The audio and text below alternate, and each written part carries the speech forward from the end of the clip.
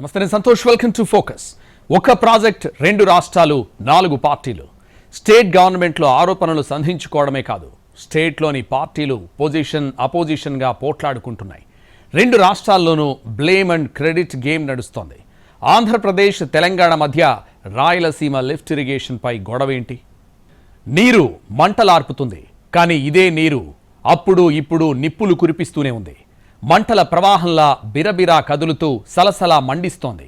అసెంబ్లీలో సీఎం రేవంత్ చేసిన వ్యాఖ్య ఏపీలో అధికార విపక్షాల మధ్య మంట పెడితే, ఇటు బీఆర్ఎస్ సైతం తమదే సీమ లిఫ్ట్ ఇరిగేషన్ ఆపిన ఘనత అంటూ మాటల దాడి చేస్తోంది. ఏ రాష్ట్ర ప్రయోజనం ఆ రాష్ట్రానిదే, ఏ పార్టీ ప్రయోజనం ఆ పార్టీదే. రాయలసీమ ఎత్తిపోతలపై క్యూసెక్కులు, టీఎంసీల కొద్దీ రాద్ధాంతం ఏంటి? తెలుగు రాష్ట్రాల మధ్య మళ్లీ జలజగడం. రాయలసీమ ఎత్తిపోతలపై మాటల యుద్ధం. అటూ ఇటూ అధికార విపక్షాల విమర్శల ప్రవాహం. రాయలసీమ ఎత్తిపోతలపై ఎందుకింత రాద్ధాంతం? పరవళ్లు తొక్కుతున్న కృష్ణమ్మ సాక్షిగా పంతం నీదా అంటున్నారు తెలంగాణ, ఏపీ సీఎంలు, మంత్రులు, ఎమ్మెల్యేలు, నేతలు. ఎవరి వాదన వారు వినిపిస్తున్నారు. ఎవరి ప్రయోజనాలకు అనుకూలంగా వారు డైలాగ్స్ దన్ చేస్తున్నారు. కేసీఆర్ హయాంలో కరెంటు కోసం మెగావాట్ల వార్ నడిచిందే. శ్రీశైలం కుడిగట్టు, ఎడమగట్టుపై విమర్శల జల ఫిరింగులు ఎగిసిపడ్డాయి. ప్రాజెక్టుల దగ్గర ఇరు రాష్ట్రాల పోలీసుల మొహరింపుతో సాగునీటి ప్రాజెక్టులు సమరక్షేత్రాల్లా టెన్షన్ క్రియేట్ చేశాయి. ఆనకట్టల దగ్గర ఏ క్షణమైనా ఆవేశాల కట్టలు తెగుతుందన్న టెన్షన్ ఆనాడు నడిస్తే, ఇప్పుడు Rayalaseema lift irrigation political attention create చేస్తోంది. ఒకవైపు రెండు తెలుగు రాష్ట్రాల ప్రభుత్వాలు ఒకరిపై మరొకరు జల ఫిరంగులను ఎక్కుపెడుతుంటే, మరోవైపు ఏ రాష్ట్రంలో ఆ రాష్ట్ర అధికార విపక్షాల మధ్య పెద్ద ఎత్తున రచ్చ నడుస్తోంది. అబద్ధాలు మీవేనంటూ ఎవరికి వారు ఫైట్ చేస్తున్నారు. రాయలసీమ లిఫ్ట్ ఇరిగేషన్ ప్రాజెక్టుపై తెలంగాణ అసెంబ్లీ సాక్షిగా సీఎం హోదాలో రేవంత్ రెడ్డి చేసిన వ్యాఖ్యలు రెండు తెలుగు రాష్ట్రాల్లో ప్రకంపనలు సృష్టిస్తున్నాయి. చంద్రబాబుపై ఒత్తిడి తెచ్చి రాయలసీమ లిఫ్ట్ ఇరిగేషన్ ప్రాజెక్టును ఆపామన్నారు సీఎం రేవంత్ రెడ్డి. పాలమూరు, రంగారెడ్డిపై బీఆర్ఎస్ ఆరోపణలకు కౌంటర్గా మాట్లాడే క్రమంలో రాయలసీమ లిఫ్ట్ ఇరిగేషన్ పై రేవంత్ చేసిన ఈ సంచలన వ్యాఖ్యలు తెలుగు రాష్ట్రాల్లో హాట్ టాపిక్ గా మారాయి. నువ్వు ఆనాడు వైఎస్ జగన్మోహన్ రెడ్డి గారిని నీ ఇంటికి పిలిచి పంచపక్ష ప్రమాణాలు పెట్టి Rayalaseema lift irrigation per day 3 టీఎంసీకి టెండర్లు ఇచ్చి, కాంట్రాక్టులు ఇచ్చి, కమిషన్లు కొట్టి, భుజం తట్టి, వెన్ను తట్టి నువ్వు ప్రోత్సహిస్తే, నేను చంద్రబాబు నాయుడు గారి మీద, కేంద్ర ప్రభుత్వం మీద ఒత్తిడి తెచ్చి రాయలసీమ లిఫ్ట్ ఇరిగేషన్ ఆపిచ్చిన అధ్యక్ష. నా చరిత్ర ఇది, నీ నీతి గది. ఇవాళ నేను సూటిగా చెప్పదలుచుకునే వేదిక మీద నుంచి, రెండు రాష్ట్రాల మధ్యలో మంచి వాతావరణం ఉండాలని ఇప్పటి వరకు నేను సాధించిన విజయాన్ని కూడా నేను చెప్పుకోలేదు అధ్యక్ష. సూటిగా చంద్రబాబు నాయుడు గారికి విజ్ఞప్తి చేసిన, నేను రాయలసీమ లిఫ్ట్ ఇరిగేషన్ మీరు ఆపితే మేము ఏదైనా విషయాల మీద చర్చకు వస్తాము, లేకపోతే మీతో చర్చించడానికి అవకాశం లేదు. మొట్టమొదట 3 టీఎంసీలు పర్ డే అక్రమంగా నిర్మిస్తున్న రాయలసీమ లిఫ్ట్ ఇరిగేషన్ పనులను మీరు ఆపండి అని మేము వారిని క్లోజ్డ్ రూమ్లో అడిగితే, మా మీద గౌరవంతో రాయలసీమ లిఫ్ట్ ఇరిగేషన్ ఆపేసండి అధ్యక్ష. మీరు ఈరోజు నిజ నిర్ధారణ కమిటీని సభ నుంచి పంపించండి. కూనంనేని సాంబశివరావు గారిని, అక్బరుద్దీన్ ఓవైసీ గారిని, బీజేపీ మహేశ్వర్ రెడ్డిని, ఎవరిని కమిటీ వేస్తారో, ఇంక్లూడింగ్ బీఆర్ఎస్ మాజీ సాగునీటి పారుదల శాఖ మంత్రులు ఇద్దరున్నారు, చంద్రశేఖరరావు, హరీష్ రావు. వాళ్ళిద్దరు నాయకత్వాన్ని ఎవరినో ఒకరిని పెట్టి రాయలసీమ లిఫ్ట్ ఇరిగేషన్ పనులు ఆగినాయా లేదా, ఉత్తమ్ కుమార్ రెడ్డి గారు మంత్రి అయిన తర్వాత, కాంగ్రెస్ అధికారంలోకి వచ్చిన తర్వాత ఆగిన వాళ్ళ నిజ నిర్ధారణ కమిటీ పంపించండి అధ్యక్ష. మీరు ఆదేశాలు ఇవ్వండి అధ్యక్ష. ఈ సభ నుంచి మేము అక్కడ రాయలసీమ లిఫ్ట్ను 3 టీఎంసీలు పర్ డే దోపిడీని ఆపిచ్చి, చర్చల పేరు మీద ఈరోజు పాలమూరు, రంగారెడ్డి ఎత్తిపోతలకు అనుకూలంగా నిర్ణయాలు వచ్చి, ఉమ్మడి రాష్ట్రంలో మా ప్రాజెక్టులకు మీరు ఎలాంటి అభ్యంతరాలు పెట్టకండి, మా కడుపు కొట్టకండి అని వాళ్ళ మీద ఒత్తిడి తీసుకొచ్చి ఈరోజు ఒక కొలికి పట్టుకొచ్చిన అధ్యక్ష. రేవంత్ రెడ్డి వ్యాఖ్యలపై ఏపీ సీఎం చంద్రబాబు కూడా స్పందించారు. గోదావరిలో సరిపోయన్ని నీళ్లు ఉన్నాయని, తెలంగాణ వాడుకున్న అభ్యంతరం లేదని తాను చెప్పారన్నారు చంద్రబాబు. కృష్ణా జలాలపై కలిసి ముందుకు సాగాల్సిన అవసరం ఉందన్నారు. అందుకే మీరు చూసినప్పుడు నేను ఎప్పుడు కూడా గోదావరి నీళ్లు వాడుకుంటే ఎప్పుడు నేను అడ్డు చెప్పలేదు. విభజన తర్వాత కాళేశ్వరం ప్రాజెక్టు కట్టినప్పుడు గోదావరి పైన ఎన్ని ప్రాజెక్టులు కట్టినా పర్వాలేదు, మనకు నీళ్లు వస్తాయనే ఉద్దేశంతో నేను ముందుకెళ్ళాను. గడిచిన 40 సంవత్సరాల్లో 3000 టీఎంసీ నీళ్లు గోదావరి నుంచి సముద్రం లేకపోతున్నాయి. పోలవరం ప్రాజెక్టు పూర్తవుతుంది. కృష్ణా గోదావరి అనుసంధానం జరుగుతుంది. నా జీవితంలో ఒకటే కోరిక, ప్రపంచంలో తక్కువ నీటి వినియోగం చేసే దేశం భారతదేశం. ఎన్నో సంవత్సరాలుగా పోరాడుతున్నా, ఎన్నో సంవత్సరాలుగా ప్రయత్నం చేస్తున్నా, గంగా కావేరి కలవాలి, దేశంలో నీటి సమస్య పూర్తిగా పరిష్కారం కావాలనేది నా అభీష్టమని మరొక్కసారి మీ అందరికీ విజ్ఞప్తి చేస్తున్నాను. అదే సమయంలో ఆంధ్రప్రదేశ్లో ఉండే నదులన్నీ కలపాలి. తెలంగాణలో గోదావరి నీళ్లు కూడా వాడుకోవాల్సిన అవసరం ఉంటే వాడుకోవాలి. తెలుగు రాష్ట్రాల మధ్య విద్వేషాలు కాదు, సమైక్యత అవసరం. ఒకరినొకరు అర్థం చేసుకోవాల్సిన అవసరం ఉంది. అందరం కలిసి ముందుకు పోవాల్సిన అవసరం ఉంది. రాయలసీమ ఎత్తిపోతల పథకాన్ని తానే నిలిపివేయించాను అన్న రేవంత్ రెడ్డి కామెంట్లు వైసీపీ రాజకీయంగా బ్రహ్మాస్త్రంగా మలుచుకునే ప్రయత్నం చేస్తోంది. సీఎం రేవంత్ రెడ్డి కోరడంతో రాయలసీమ లిఫ్ట్ ఇరిగేషన్ ను చంద్రబాబు బలి చేశారని వైసీపీ ఫైర్ అవుతోంది.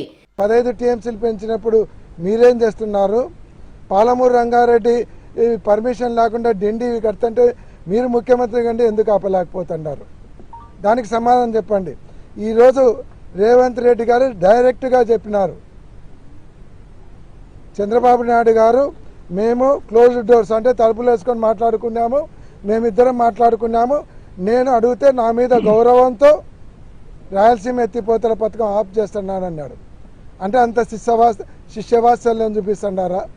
ఈరోజు రాయలసీమకు అన్యాయం చేసి మీ శిష్యునికి మీరు మంచి చేయాలనుకుంటే ఒప్పుకునేటువంటి పరిస్థితి లేదు. ఈరోజు మేము ఒక్కటే చంద్రబాబు నాయుడు గారికి డైరెక్ట్గా క్వశ్చన్ అడుగుతున్నాం, రేవంత్ రెడ్డి గారు చెప్పింది నిజమా అబద్ధమా? మీరు ఇద్దరు మాట్లాడుకొని రేవంత్ రెడ్డి గారి కోరిక మేరకు ఈ రాయలసీమ ఎత్తిపోతల పథకాన్ని ఆపి రాయలసీమ ప్రజల గొంతు కోయడానికి మీరు సన్నద్ధమైనారా? మీరు నిజమైతే నిజం అని చెప్పండి, లేదు మీ ఇద్దరు మాట్లాడుకోలేదంటే రేవంత్ రెడ్డి అబద్ధాలు చెప్తున్నాడు, రేవంత్ రెడ్డి నువ్వు నా శిష్యుని కండి, నువ్వు అసెంబ్లీలో ఇట్లా అబద్ధాలు చెప్పకూడదని రేవంత్ రెడ్డి గారికి సలహాలు ఇవ్వండి. రేవంత్ రెడ్డి చేసిన ఆరోపణల కంటే వైసీపీ సంధిస్తున్న విమర్శనాస్త్రాలపై ఎదురుదాడి భీకరంగా చేస్తోంది ఏపీ ప్రభుత్వం. వైసీపీ ఆరోపణలను చంద్రబాబు ప్రభుత్వం తిప్పికొట్టిందే. జగన్ హయాంలో ఎటువంటి అనుమతులు లేకుండా రాయలసీమ లిఫ్ట్ ప్రాజెక్టు పనులు చేపట్టామని మంత్రులు, కొందరు టీడీపీ నేతలు కౌంటర్ ఇచ్చారు. 2020లోనే అనుమతులు లేని కారణంగా పనులు నిలిపివేస్తూ ఎన్జీటీ ఆదేశాలిచ్చిందని గుర్తు చేశారు. 2024లో చంద్రబాబు ప్రభుత్వం అధికారంలోకి రాకముందే ప్రాజెక్టు పనులను కేంద్రం నిలిపివేసిందన్నారు టీడీపీ మంత్రులు, నేతలు. ఏపీ నీటి హక్కులు, రాయలసీమ సాగునీటి ప్రయోజనాల విషయంలో ఏమాత్రం రాజీ ఉండదని స్పష్టం చేశారు. రాయలసీమకు బ్రేక్ 2020లోనే మీరు అనుమతులు తీసుకోకుండా మరి చేసినందుకు మరి కేంద్రం ఆపిందన్న విషయం మీకు తెలియదా అన్న విషయం కూడా మీకు తెలియజేస్తున్నాం. 2020 జగన్ సీఎం గా ఉన్నప్పుడే రాయలసీమ లిఫ్ట్ ప్రాజెక్టులకు ఎన్జీటీ అభ్యంతరం వ్యక్తం చేసింది. 25 మార్చిలోనే మరి తీర్పు కూడా ఇచ్చారన్న విషయం మీకు తెలుసు. మరి జగన్మోహన్ రెడ్డి గారు ఈ రోజు చంద్రబాబు నాయుడు గారు ఒప్పందం చేసుకుని ఆపిచ్చారు అని సాక్షి పత్రికలో మాట్లాడుతున్నారు. జగన్మోహన్ రెడ్డి గారు తెలుగు రాష్ట్రాల్లో అభివృద్ధి జరిగిందంటే విజనరీ లీడర్ మాన్యశ్రీ ముఖ్యమంత్రి చంద్రబాబు నాయుడు గారు. రాజకీయాల కోసం మీరు ప్రజలు డైవర్షన్ చేయాల్సిన పని లేదు, ప్రజలు క్లారిటీగా ఉన్నారన్న విషయం కూడా. జగన్ 5 ఏళ్ల పాలనలో తమ ప్రాంతానికి ఏం చేశారని రాయలసీమ వాసులే ప్రశ్నిస్తున్నారన్నారు మంత్రి నిమ్మల రామానాయుడు. పూర్తి కాని ప్రాజెక్టులను పూర్తి చేసినట్లు సెట్టింగ్లు వేశారని ఆరోపించారు. ఎన్టీఆర్, చంద్రబాబు హయాంలోనే రాయలసీమలో ప్రాజెక్టులు నిర్మాణమయ్యాయన్నారు. సినిమా సిట్టింగులేసి ఉత్తుత్తి ప్రారంభోత్సవాలు చేసి పూర్తి కానిటువంటి ప్రాజెక్టులు కూడా పూర్తి చేసినట్లుగా జాతికి అంకితాలు వంటి మరి సెట్టింగుల ముఖ్యమంత్రిగా ఆ రోజు నువ్వు ఉండి ఈ రోజు రాయలసీమ గురించి మాట్లాడడానికి నీకు నైతిక అర్హత ఎక్కడుందని చెప్పి ఈ రోజు రాయలసీమ వాసులే ప్రశ్నిస్తున్నటువంటి పరిస్థితి. నువ్వు రాయలసీమ బిడ్డ అని చెప్తూ ఉంటావు. మరి రాయలసీమ బిడ్డ అని చెప్పుకునేటువంటి నువ్వు 5 సంవత్సరాల నీ పరిపాలనా కాలంలో 3850 క్యూసిక్లకి రెడీగా ఉన్నటువంటి పంపులను కూడా ఉపయోగించుకోలేకపోయావు. ఎందుకు కారణం అని చెప్పి ఈరోజు జగన్మోహన్ రెడ్డి గారిని సూటిగా మేము ప్రశ్నిస్తూ ఉన్నాం. 5 సంవత్సరాల్లో మీరు హంద్రీనవాకు చేయలేనటువంటి పనిని ఒక్క సంవత్సరంలోనే 3880 కోట్ల రూపాయలు హంద్రీనవాకు ఈరోజు చంద్రబాబు నాయుడు గారు ఖర్చు పెట్టి 738 కిలోమీటరు ఎక్కడో Kuppam branch canal last point కి ఆఖరి మైలుకి కృష్ణమ్మ నీళ్లు తీసుకెళ్లాం. అయినా కూడా వైసీపీ మరిన్ని విమర్శనాస్త్రాలు సంధించేందుకు అన్ని రకాలుగా ప్రయత్నిస్తోంది. ఒకవేళ 2020లోనే ఏపీ ప్రభుత్వం చెప్తున్నట్టు రాయలసీమ లిఫ్ట్ ఆగిపోతే చంద్రబాబుతో పనులు ఆపిన చరిత్ర తనదేనని ఇప్పుడెందుకు రేవంత్ మాట్లాడారు అన్న లాజిక్ తెరపైకి తెస్తోంది. అక్కడితో ఆగని వైసీపీ నేతలు కర్నూలు జిల్లా రాయలసీమ లిఫ్ట్ పోతిరెడ్డిపాడు హెడ్ రెగ్యులేటర్ను సందర్శించారు. రాయలసీమ జిల్లాలకు చెందిన వైసీపీ మాజీ ఎమ్మెల్యేలు, మాజీ ఎమ్మెల్సీల బృందం రాయలసీమ లిఫ్ట్ ఇరిగేషన్ను సందర్శించింది. రాయలసీమకు చంద్రబాబు ద్రోహం చేశారని ఆరోపించారు. ఇదేదో ఒక ప్రాంతానికి లేక ఒక అధిక జీవజాలానికి జీవితాలకు సంబంధించిన సమస్య ఇది. ఈ సమస్యలో మీరు రేవంత్ రెడ్డి గారిని అసలు మాట్లాడగలనుకుంటా ఉన్నాను.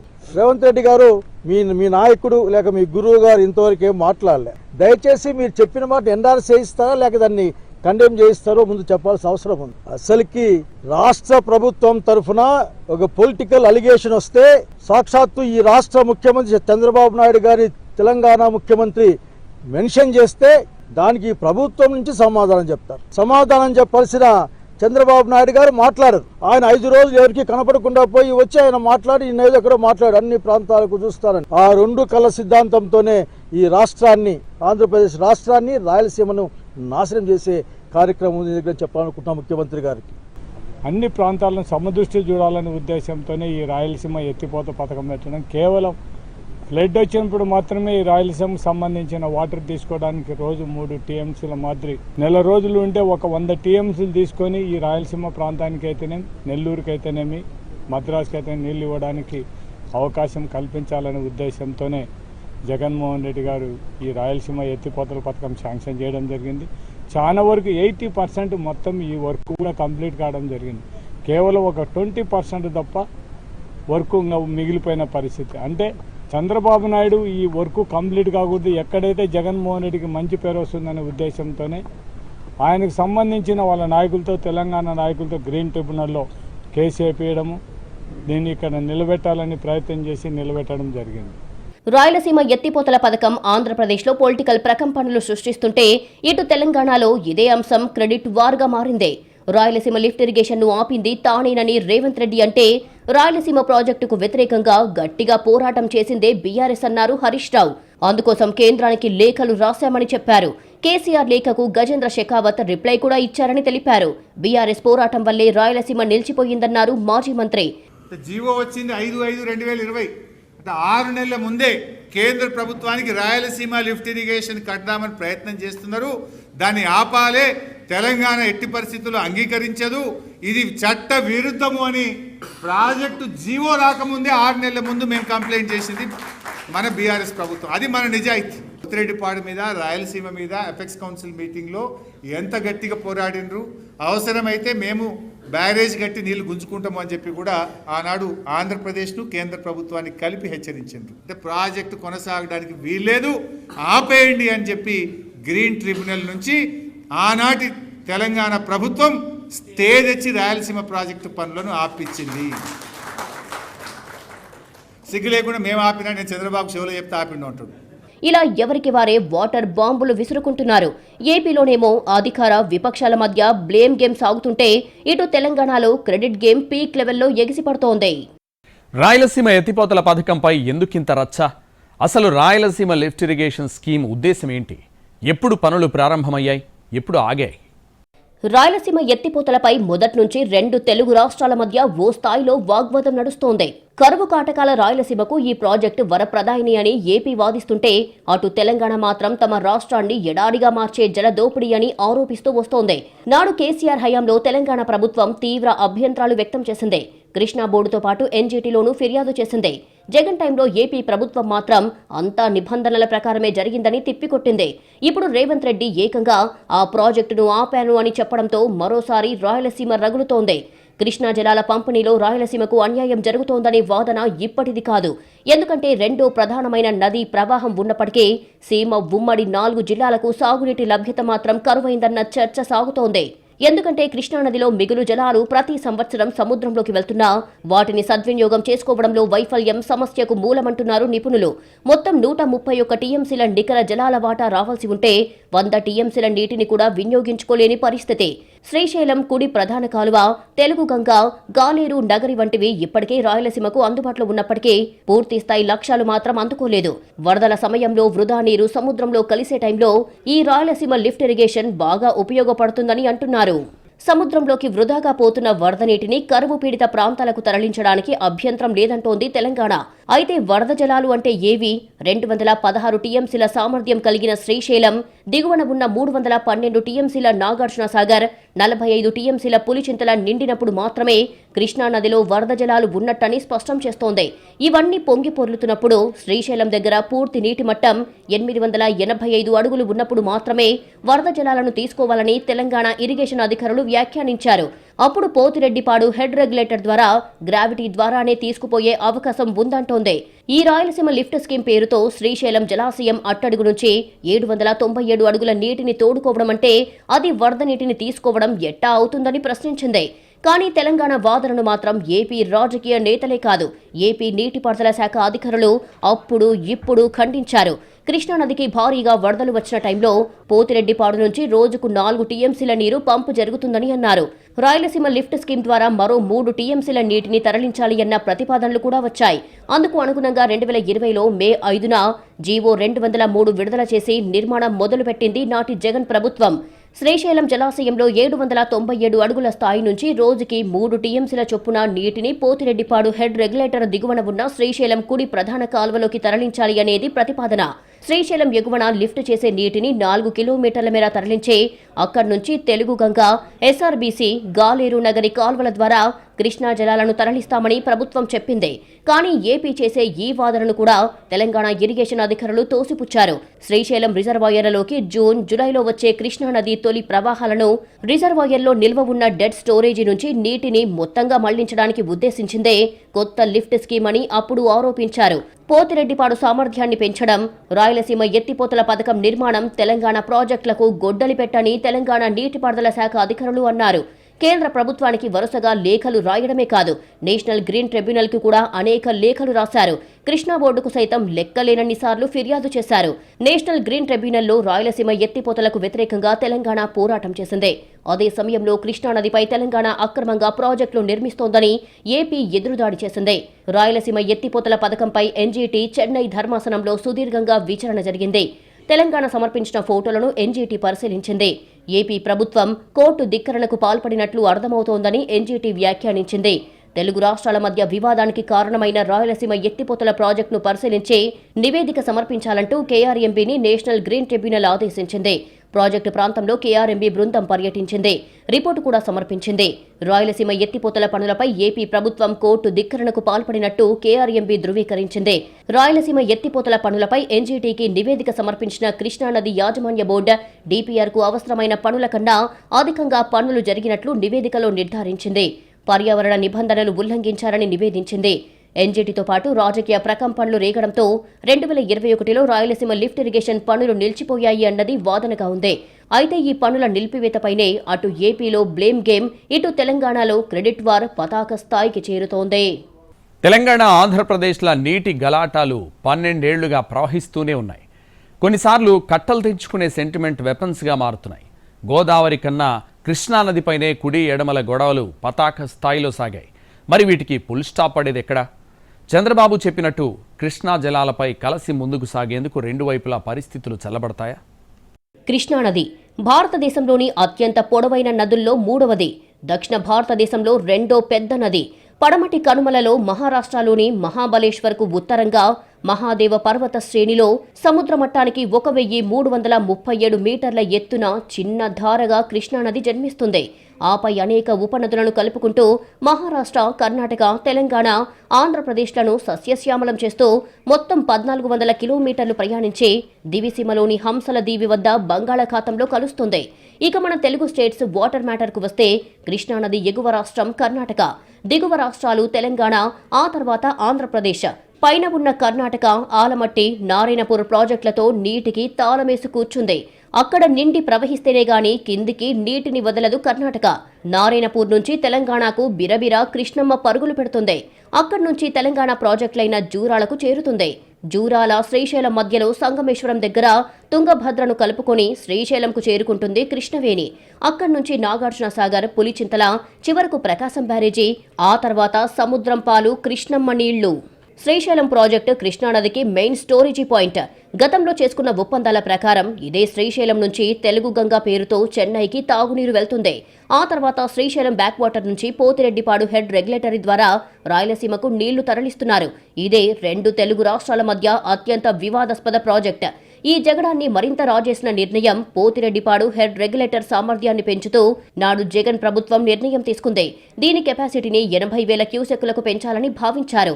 దీనికి రాయలసీమ ఎత్తిపోతల పథకంగా నామకరణం చేశారు. శ్రీశైలం బ్యాక్ వాటర్ కు కుడివైపున ఏపీ ప్రాజెక్టులు ఉన్నాయి, ఎడమవైపు తెలంగాణ ప్రాజెక్టులు ఉన్నాయి. ఇటువైపు పోతిరెడ్డిపాడు హెడ్ రెగ్యులేటరీతో రాయలసీమకు నీళ్లు వెళ్తుంటే అటు ఎడమవైపున 120 టీఎంసీల సామర్థ్యంతో చేపట్టిన కల్వకుర్తి, పాలమూరు, రంగారెడ్డి ఎత్తిపోతల పథకాలు చేపట్టింది తెలంగాణ. ఇక తెలుగు రాష్ట్రాల మధ్య మరో జగడం RDS, Rajolibanda diversion scheme. Tungabhadra నదిపై దీన్ని నిర్మించారు. ఇది కర్ణాటక, తెలంగాణ, ఆంధ్రప్రదేశ్లకు సంబంధించిన 3 రాష్ట్రాల నీటి పథకం. అయితే ఆర్డీఎస్ కుడివైపున ఆంధ్రప్రదేశ్ ప్రభుత్వం అక్రమంగా కాలువ నిర్మిస్తోందంటూ తెలంగాణ నేతలు విమర్శిస్తుంటారు. రాయలసీమ ఎత్తిపోతల పథకంపై నాడు ఏకంగా పెద్ద రాద్ధాంతమే సాగింది. పోతిరెడ్డిపాడు ఎత్తు పెంచి నీటిని తరలించేందుకు ఏపీ ప్రభుత్వం చకచకా ప్రయత్నాలు చేస్తోందంటూ తెలంగాణ మండిపడింది. ఏపీ తీరు మార్చుకోకుంటే ఎగువన ఉన్న తాము మరిన్ని ప్రాజెక్టులు కడతామని హెచ్చరించారు. ఈ కొత్త ప్రాజెక్టులు నిర్మిస్తే రాయలసీమ ఎడారేనంటూ ఏపీ విమర్శించింది. తర్వాత విద్యుత్ ఉత్పత్తి కోసం శ్రీశైలం నీటిని ఖాళీ చేస్తున్నారని కూడా నాడు ఏపీ ప్రభుత్వం మండిపడింది.